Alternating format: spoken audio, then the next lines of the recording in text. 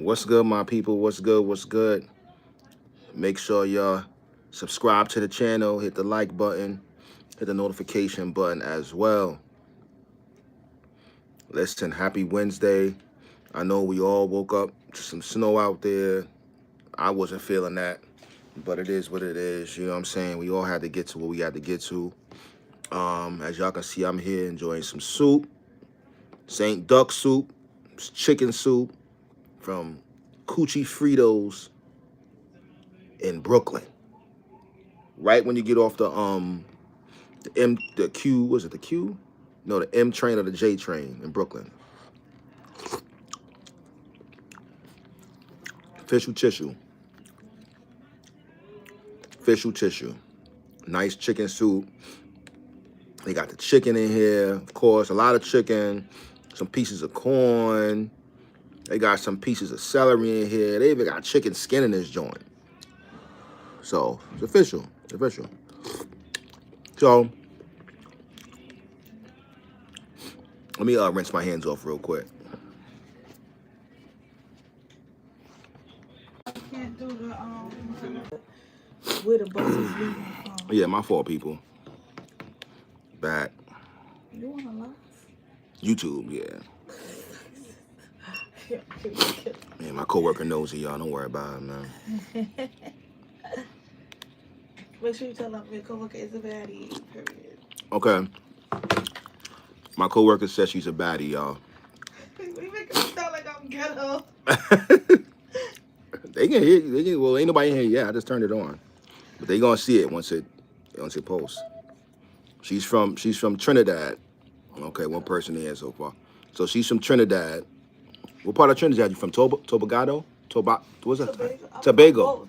She's from Tobago. I'm from both. She's from Tobago and Trinidad. I was gonna have her twerk, but I don't know if she want to do that. I don't know how to do that. She know how to. Nah, she don't know how to twerk. She went to what's that thing called? Carnival. If you go to Carnival, you gotta know how to twerk. I'm sorry. Stop it, Five.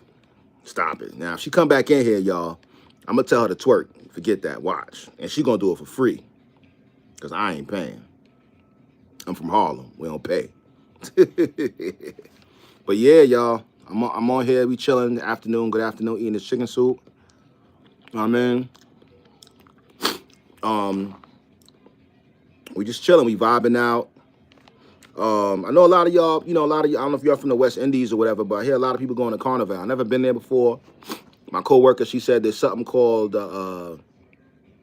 some kind of cruise she went on, but it goes to Carnival. It goes to Trinidad or whatever. So, I'm not really into that kind of music. To be honest with you, I like hip hop. So that's what I'm into. I like hearing my hip hop, or I like hearing my R&B. You know what I'm saying? So, Soraya, what's up?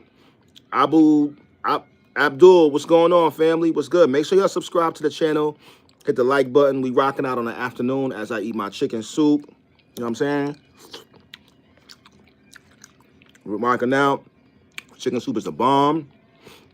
It's from Coochie Fritos. And out here in Brooklyn, New York, official tissue, official tissue. As you can see, I got the little sniffles, recovering from a cold. I'm doing what I do. Sebastian, what's up? What's up, Sebastian? I remember you was on here a while ago, man. So 50 Cent, man. It looks like 50 Cent told T.I. to keep his name out of his mouth, and T.I. kept coming at him. T.I. kept coming at him because 50 Cent ain't want to do no verses. Everybody and their mother know 50 Cent ain't doing no verses. 50 Cent ain't making no songs to reply to you. None of that. He's going to clown you. He's going to clown you on his platform of 50 million or however many millions people he got. You know what I mean? So if you got beef for 50, just know, or if you're going back and forth with 50 Cent, just know he's liable to say anything that he wants to. You understand what I'm saying? He gonna post your mother, he gonna post your father, he gonna post whoever the hell he wanna post in your family. Man, this man don't care. Don't care. He gonna post your wife. He has no chill button.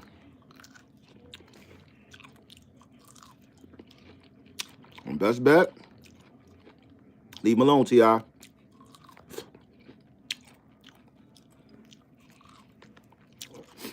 Thank you, Soraya. Thank you. Best bet is to leave 50 Cent alone. Just leave him alone. You know, he ain't want to do the verses with you. You know what I'm saying? He ain't want to stop making this a New York versus ATL thing. Like, oh, if nobody from New York want to step up, then somebody else from New York step up. Like, what? Come on, bro. And I like how Funk Flex said, listen, T.I., you are not the king of the South. You're not the king of the South. He said, your catalog cannot go up against Rick Ross. Because Rick Ross got some hits. Rick Ross can easily be the king of the South. Let's not get it twisted. Rick Ross can easily be the king of the South. You know what I mean? Ludacris can easily be the king of the South. So Young Jeezy can easily be the king of the South. So T.I., you might sound a little, you know what I mean? You might be a little too cocky, homie. You might be a little too cocky, homie. 50 Cent is just, he's just playing the smart game, doing what he do best, staying in his lane. And his lane is to do what he do.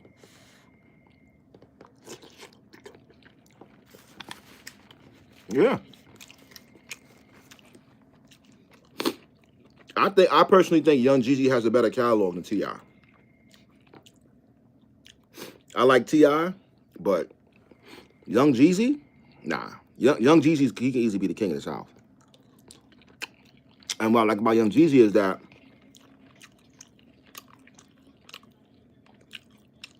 he don't say it. When you know you're the king of something, or you great at something, or you the GOAT at something, like, or when you just, Lil Wayne, exactly. Lil Wayne could be the king of the South too. This is what I'm trying to say. Like, and I think Lil Wayne has got to the point in his career where he don't gotta say it no more. You understand what I'm saying?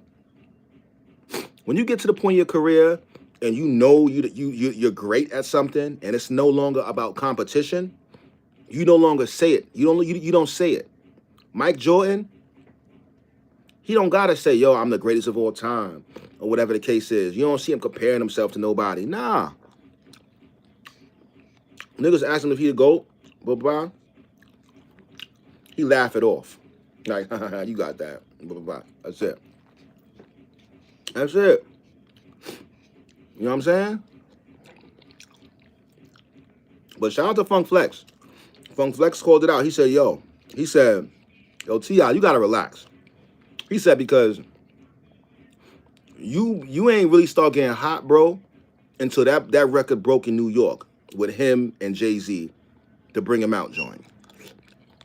Niggas wasn't really feeling T.I. like that before Bring Him Out. He wasn't. Niggas was not feeling T.I. like that, B. He was alright. But once he did that, Bring Him Out, that's when the nigga went mainstream and he was killing the radio stations. You know what I mean? So Flex is right. I gotta give it to Flex. Sometimes Flex be talking out his mouth, talking sideways, but I think this time around, Funkmaster Flex might be onto something. Because I remember clearly when T.I. did that Bring 'Em Out joint with the Jay-Z sample, it was up from there for T.I. It was up from there. Niggas was like, oh shit, that joint is hot. T.I. with Jay-Z? That joint is hot. And it wasn't even like Jay-Z did a verse. You know what I'm saying? He just took the sample. He just took a hook or whatever that Jay did. Or a line. Cause that wasn't even a hook that Jay-Z did. That was a line Jay did and he turned it into a hook. So technically, New York broke you first, T.I. Pause. If it wasn't for New York, you wouldn't be this mainstream artist doing songs with Rihanna, doing songs with Justin Timberlake, and all that. You know what I'm saying? Stop it, 5. So, T.I. got to chill with trying to put New York, throwing New York under the bus. Make sure you subscribe to the channel, though, man. Rest in peace to Power from Wu-Tang Clan. Power was the co-founder of Wu-Tang Clan brand, and he was the founder of the Wu Wear brand. And good dude. I know y'all see Rest in Peace going all up through your timelines on Instagram and YouTube. When I first met him, I didn't know who he was. I did not know who he was. I met him back in 2000 when I used to work for Sony Music Studios. And I didn't know who he was. I just knew that they was trying to complete an editing session at my job, and they needed a new editor. Well, they needed a digitizer to upload some tapes for their video. The video was Protect Your Neck, the jump off. So I got them an editor, a digitizer, you know what I'm saying? He came in the office. It was Power, Ghostface Killer, and Raekwon.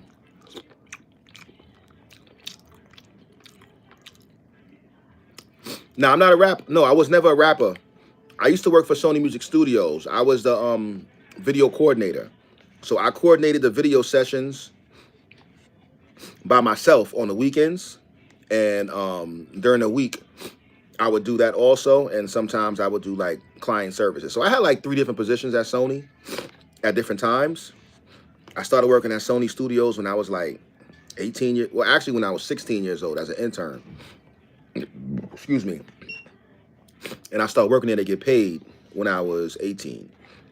So I met them when I was 20 years old in 2000.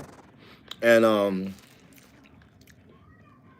yeah, I didn't know he was this big time executive producer. I didn't know none of that. I just know he needed assistance, you know? But when he walked into the office of Raekwon and Ghostface, I was just like, oh, all right, you know, I'm gonna help these dudes out. Of course, I knew who Ghostface was, you know what I mean? But I saw rappers and celebrities every day. So seeing them dudes like that wasn't, you know, it wasn't like, I wasn't like starstruck, you know? Now, yeah, they don't normally come in my office, you know, but I usually walk into their sessions and help them out, whatever they need when it comes to videos, you know, with their video session, you know, because, you know, we would have different editing rooms.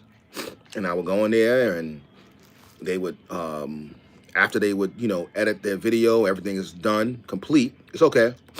I would ship them out. I would take them to shipping and I would have them shipped out to different, maybe a radio station or maybe a, like VH1, MTV, BET, like I would have it shipped there, you know? So, yes, they are one of my clients. So, but me and him stayed in contact after that session because I was, in the process of managing an artist. So, I appreciate how he took the time out, you know what I'm saying, to hear my artist. We met up on the day that I was off. He pulled up on me. I was downtown Manhattan, and he pulled up on me on like 34th. I was somewhere in Midtown. He pulled up on me with a Benz coupe, silver bubble eye joint. He's like, get in, son. Got in. Let him hit an artist I was working with. We was kicking it, blah, blah, blah. And that was it, Like, you gotta remember, when you're in the music industry, you know what I'm saying? It ain't all about when somebody hear your artist or somebody hear your work for them to automatically sign you or for them to automatically put you on. It's about them devoting their time to you. You understand what I'm saying? Because time is precious.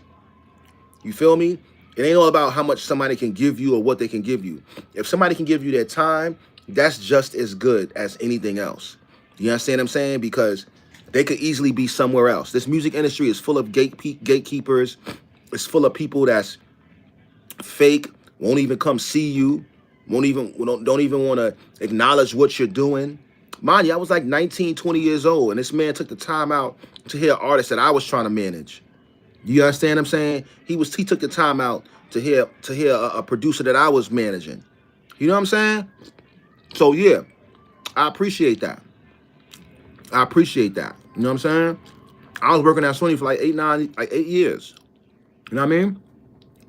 So yes, I will forever remember that. Forever remember that. You know what I mean? And people need to know how to stand on their own. Stop always expecting people to give you a favor. Stop always expecting somebody to give you a handout. You know what I mean? Take the advice they give you, or let that energy, whatever energy they have, let that energy rub off on you. You understand what I'm saying? And then you be the best at what you can be. That's what it's about. Everybody want a handle. Everybody wants somebody to put them on. Everybody da. Like, yo, you know what I'm saying?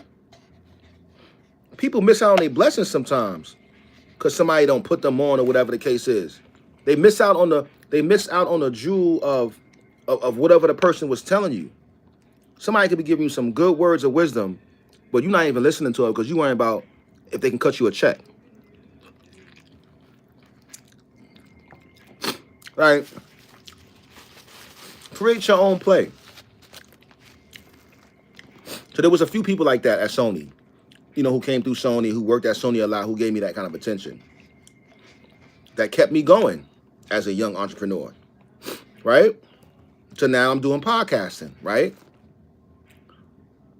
Like I just said, Power, great guy, right? Another one, Swiss Beats. Another good guy. I would see him like every day at Sony Studios. Every day. For about a good 2 years straight, I would see him almost every day there. Like, but I was never a leech. I would always see him, say what's up, we would talk for a little bit, and he would go in his studio, in his session. You know what I mean? One day I gave him, like, we was chilling in the studio, and I had a CD of like 10 producers that I was trying to get put on. I gave him a CD, you know what I'm saying? Let him hear it.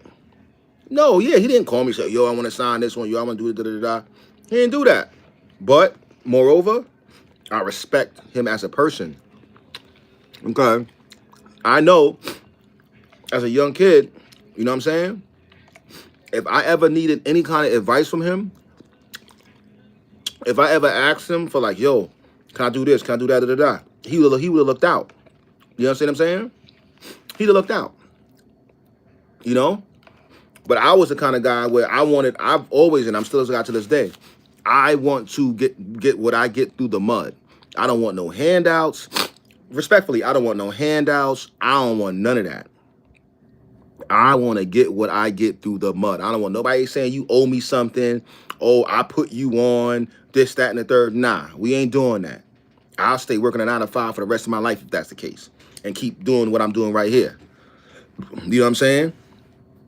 Like, that's just how I am. You know what I mean? That's how I raise my daughters. Yo, listen, what do you want to be in life? What do you want to do in life? You know what I'm saying? Create your own situation. Create your own lane. You know? No pressure.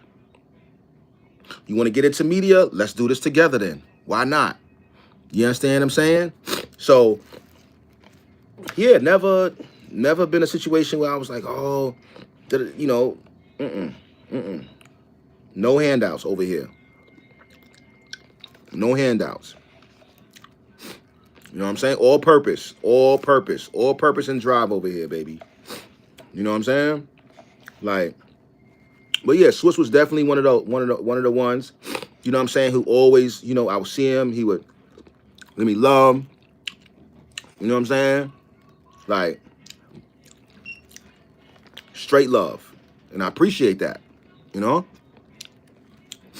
I saw him like a few years after I left Sony. You know what I'm saying? I was working for FedEx, I think. I'm moving and shaking in Harlem.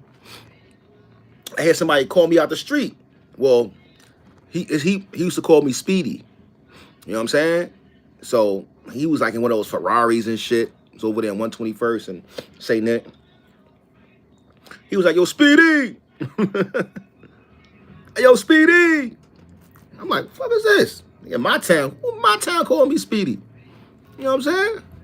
I'm like, oh shit, what up, bro? Boom, boom, boom. Walked over, kicked it with him, chopped it up. You know what I'm saying? Good shit.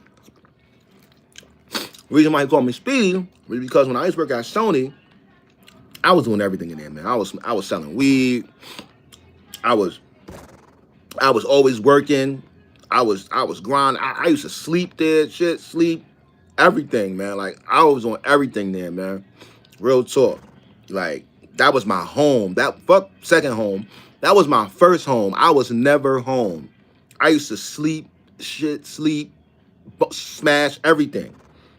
Everything there. And I had that whole studio on smash. All 3-4 floors. You know what I'm saying? Done seen Jay-Z up in there. Done seen DMX, Locks. DMX, rest in peace. Done seen everybody. Everybody. J-Lo. You know what I'm saying? So, but yeah, another thing. Shout out to Troy Patterson. Troy Patterson's another one of the ones. He's Mario's manager. You know what I'm saying? And one time I let him hear some of the music I was dealing with. And I actually met him at another studio where he had Mario at with him. You know what I mean? Because he managed Mario and he managed Rough Ends. And I didn't even know he managed Mario. When I met him, he was in the studio with Rough Ends. You know what I mean? But when I went to go let him hear some of the music I was dealing with, working with, he was like, yo, I'm over here with my artist Mario. So, went to the studio, let him hear the music. Matter of fact, excuse me, I went to the studio, he introduced me to Mario. And I let him hear the music that I had in his car. And he told me, gave me some, you know, I have a music suggestion. Yeah. Yeah, give me a suggestion. Yeah. So he gave me advice on the music. And he was like, yo, this is what he said. Whatever you do, he said, your artist has to have a song that's catchy. You know what I'm saying? Catchy, like a radio hit, you know? And I took that with me. You know?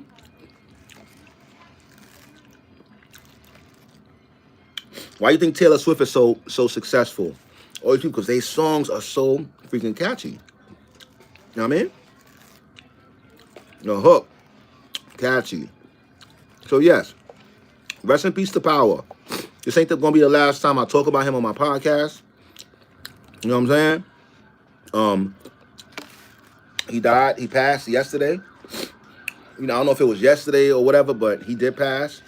Because it was posted yesterday, and